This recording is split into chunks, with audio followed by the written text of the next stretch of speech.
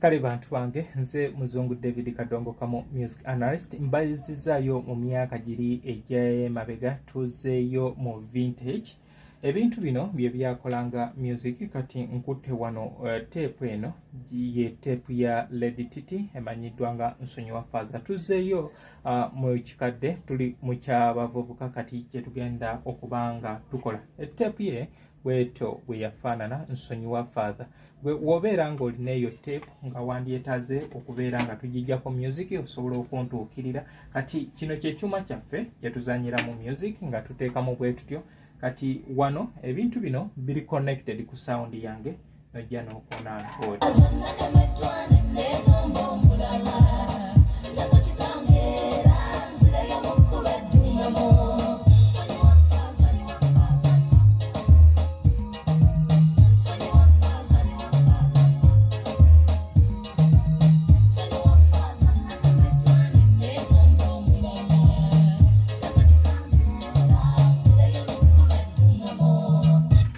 Kale bwe tutyo ogw'omwaka twali tuzeeyo mwaka gwa 2024 Lady Titi ze n'olutambi luno Nsonyiwa Faaza. Era ndowooza amalula bakola kinene nnyo okubeera nga bongera ku luyimba luno okubeera nga lufuna omuzinzi ogwa ddala kubanga oyo ye yakola ekinene nnyo amount okubanga azannya mu luyimba olwo nga Faaza. Ekintu ekyo nekitunda oluyimba. Tape zino abasinga baziraba nga nzirina balowooza nateekawo bimuli. Nedda, bino nateekawo bintu ebisobola okubeera nga bye tugenda okukozesa mu myaka egijja. Gwe ayagala okubeera ng'okuuma music, engeri yokka gy'osobola okukuuma music n'oba nga talina buzibu yeeno yokka music ng'ali ku tape. Naye nkugamba oba olina tape osobola okuntuukirira music oyo tusobola okubeera nga tumuggyako. Kati kino kye ndi mu kukola ndi mu kuzzaayo oluyimba eri emabega.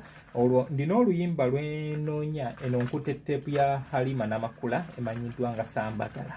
Kati twagala kuwulira luyimba olwo Sambagala ate lwe luli eri. Kati tuba tulina okukwata bwe tuti ne tukyusa akantu kano ne tukanyoola okuba nga tutuuka ku luyimba lwaffe olwo lwe twagala. Kati eno tape yo tuba tulina ogijjamu kati ozikuuma obulungi nga tuzibuzizza oba olina okukwata n'ogiyisa mu mwaka mu ka box kayo oba mu kasanduuke mweva. Kati woomala n'ogiteeka wano bw'oti.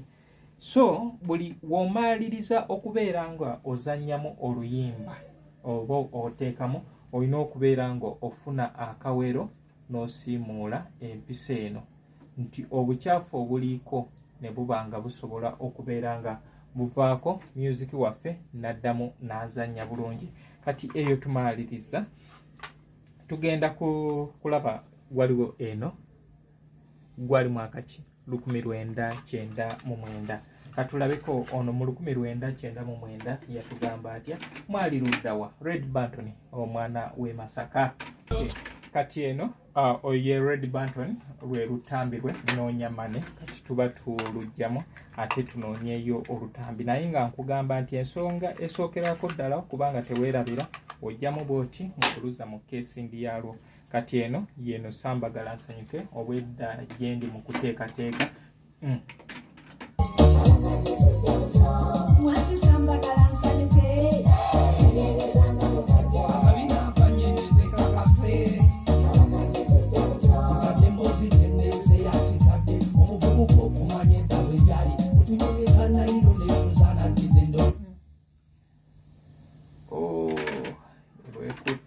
Lwekuttemu kati ndowooza olaba kano baba bakalidde.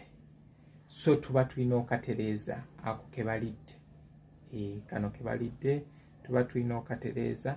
Kati tugenda kufuna editing eyaffe ey'Ekiganda gye baakolanga. Era y'ensonga lwaki nti owulira ennyimba ezisinga ezaffe ez'akadongo kamu tezirina we zaatuukanga nga zibuuka naye nga zaabuukanga olw'ensonga nti oluyimba lulina we lwatuukanga nga bagira. Anyway ngenda gitereeza nga nvudde mu program. So tulina wano 2 tugenze wa muganda waffe Jingo Show eyo.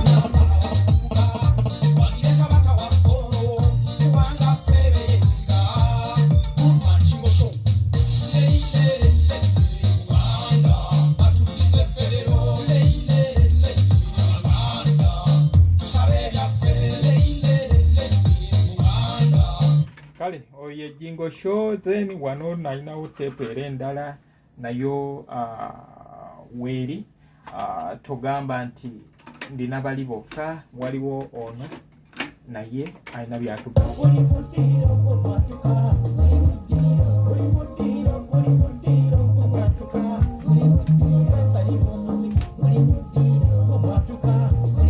Oyo Governor No Creature. Then tulinawo tape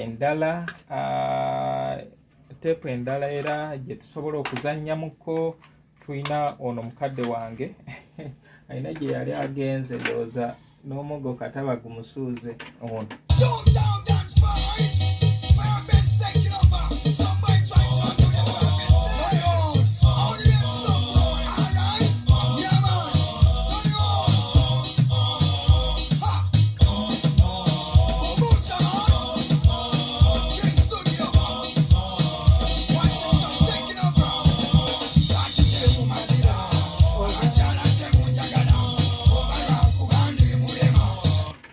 Olw'obufunda bw'obudde so ono ye Butcherman n'oluyimba lwe olwo lwakitemu matira 25 yaliwo nnyo. Ne tubeera ne wano omulala gwendinawo gwensobola obbazanyiramuko.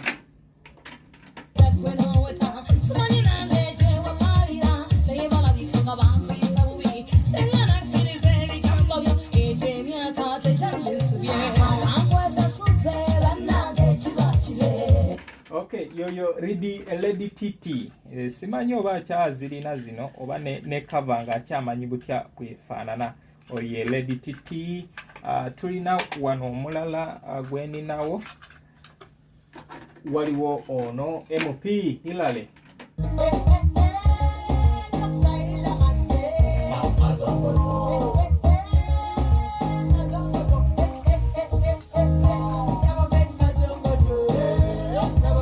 Yoyo Dr. Hillary gwe eyetaaga ebintu bino osobola okunsanga ekasubi ku basooka kwa Vula stage. Kati tuyina n'ono 1997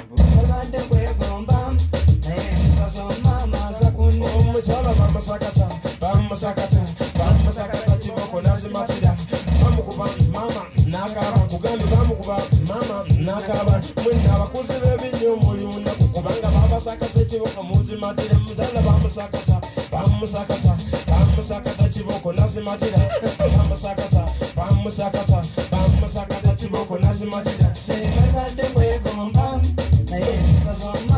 Okay, kale bantu bange nyimba tulina mpitirivu weeziri tips naye wakuba bufunde bwa budde. Ebintu bino byagala osobola obisanga ku YouTube gye nkolera emirimu gyange.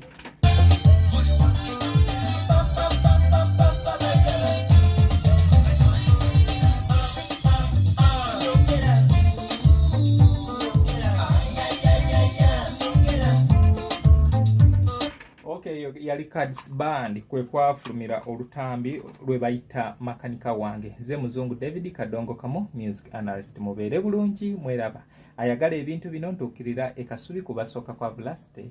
Ama's Closet ffe tukyasinza okutuusako ebyambalo eby'omulembe okuva e China omuli zi tops, skirt, office pants, legging n'ebirala bingi. Tusangibwa ku Ham Shopping Grounds Block D mu room 252 ne 099 okumpi n'ekizimbe ekya Jesco Beauty Center opposite to Tao Business. Olaba Block D wetandikira kati yambuka amadaala edduuka ly'osookerako ku kkono ly'erya Ama's Closet. Tutunda ekimu ekimu n'okusuubuza. Tukubire ku 0701 93 83 16 oba 0762 89 82 01. Ama's Closet, where fashion meets you.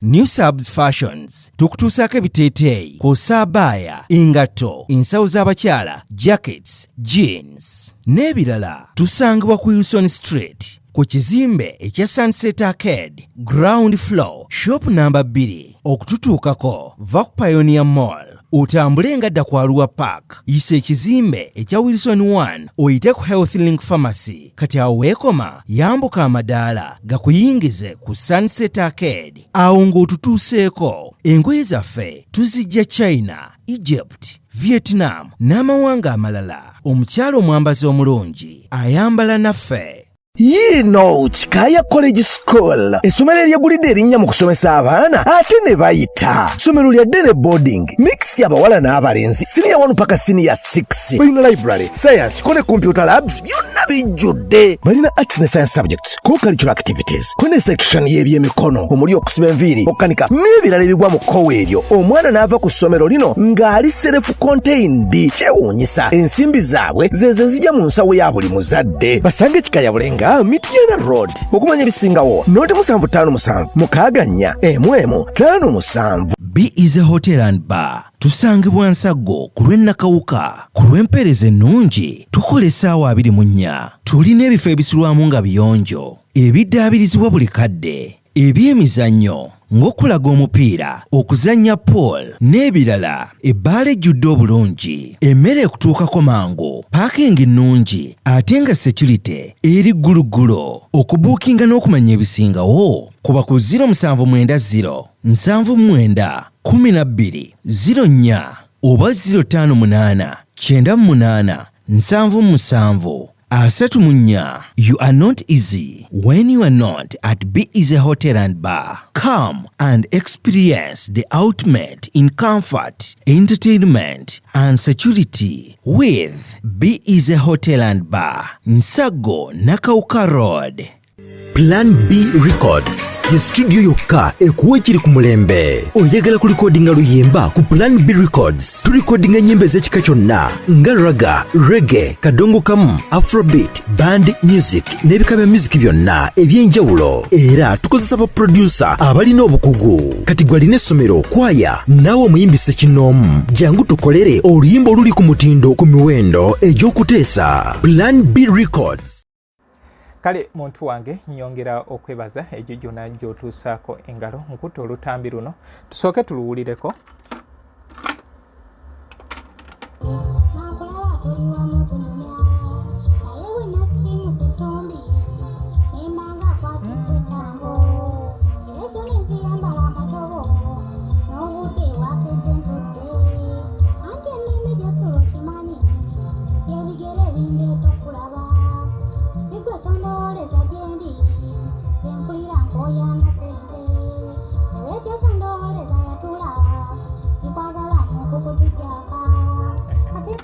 Kale gwegwo omwaka 1996 Grace Jennifer Nabwami fegwe twakazaako erya Jaaka Nabwami ng'ajja n'oluyimba lwe olwa Jaaka.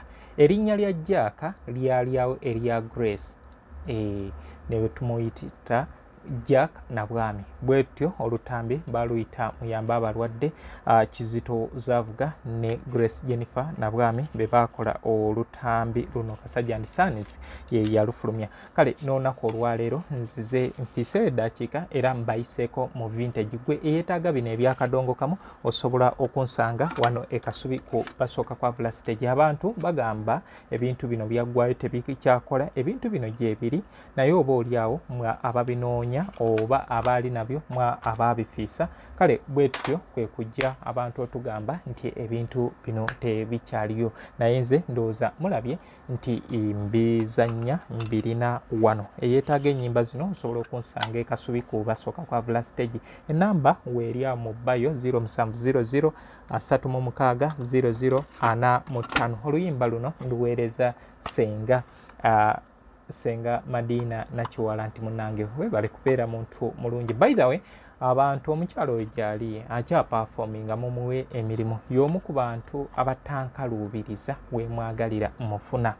Kale oluyimba olwa Madina Nakiwala tuluwulireko, naye Senga oluyimba luno olufiisiza.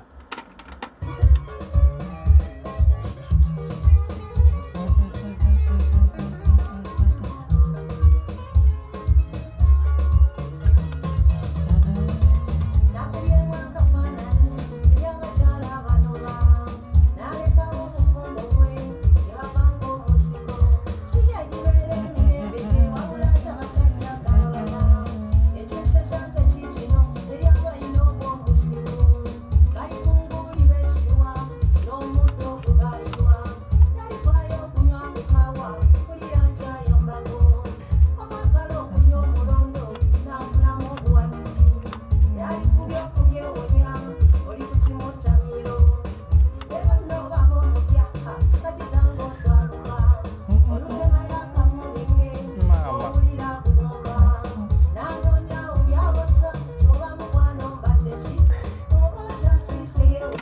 abamu bawoza mbu munnayo nsanze kwa mpewo oba leero omusana guyitiridde weebityo nga tomalaako. Madiina Nakiwala.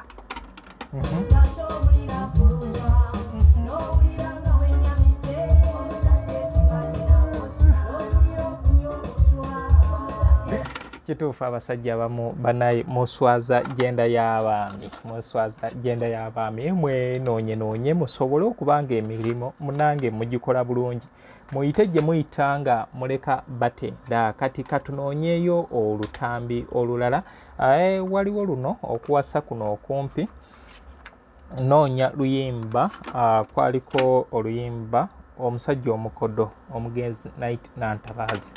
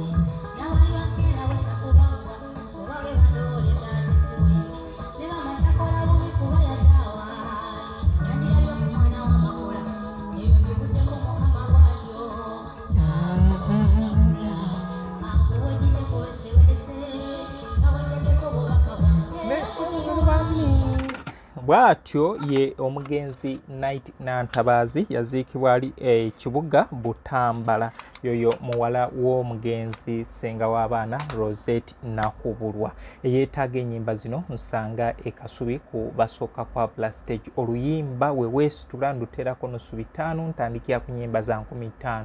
Ku WhatsApp lwa 10 ntandikira ku nnyimba za 15. Ndowooza enjawulo y'eno nti nze music ono mwedabingira nembanga nsobola okumutereka obulungi. Abasinga nti wa mu kompyuta. Tugendeko mu Matendo Demonstration School. Matendo Demonstration School Introduction. Kandabe waliwo omukyala gwe ndabye kuno bamuyita Susan Birungi. Tubadde tumanyeyo oluyimba lumu ensi eno. Abo be baana ba graduates ba Matendo, naye oluvannyuma oyo ne Robert Kagulire Muzeeyi Sebata yabaweereza wa Hamani Basudde. Katulabeko oluyimba luno.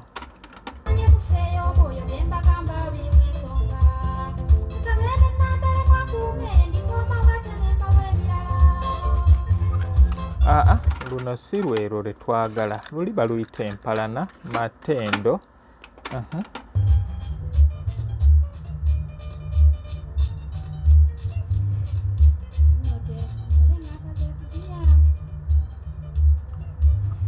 Lwero naye teruli kiriya naye nga yoyo eno teepu y'abaana ba Matendo.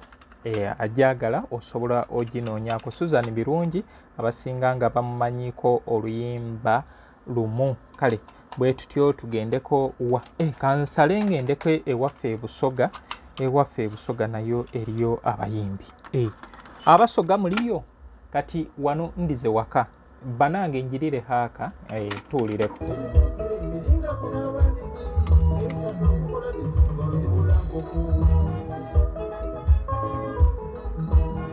Kati olwo baluyita ka radio Stephen Malagala, Stephen Francis Malagala.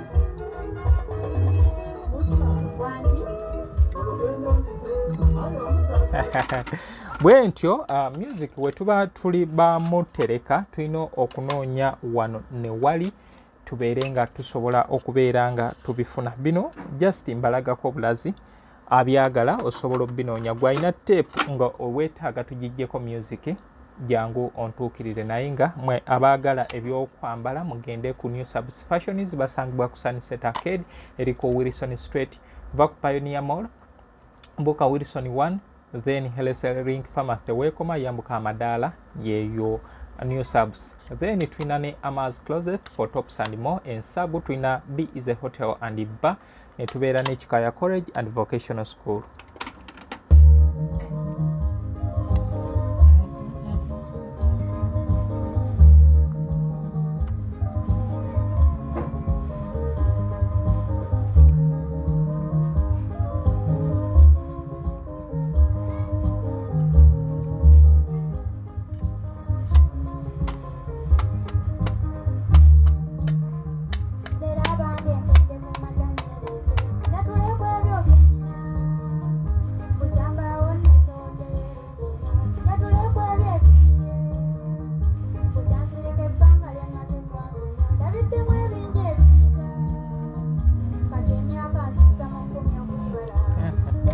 kale bwatyo awo tubadde tugenze mu Kampala Picking Guitarists. Kampala Picking Guitarists abo baali basanganibwa Kawempe.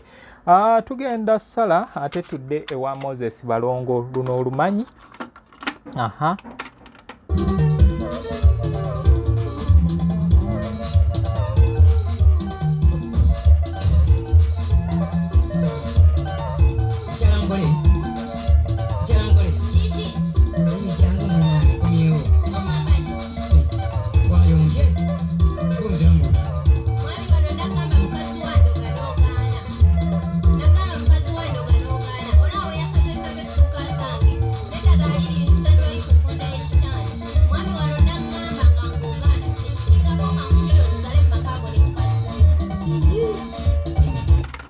Okay, kale bantu bange bwentyo bwendabise onako olwalero mu session eno gwe yeetaaga ebintu bino nsanga ekasubi ku basooka kwa Blast. Ama's Closet ffe tukyasinza okutuusako ebyambalo eby'omulembe okuva e China omuli zi tops, skirt, office pants, legging n'ebirala bingi tusangibwa ku Ham Shopping Grounds Block D mu room 252 ne 099 okumpi n'ekizimbe ekya Jesco Beauty Center opposite Total Business. Olaba Block D wetandikira kati yambuka amadaala edduuka ly'osookerako ku kkono ly'erya Ama's Closet. Tutunda ekimu ekimu n'okusuubuza tukubire ku 0701 93 83 16 oba 0762 89 82 01. Ama's Closet, where fashion meets you.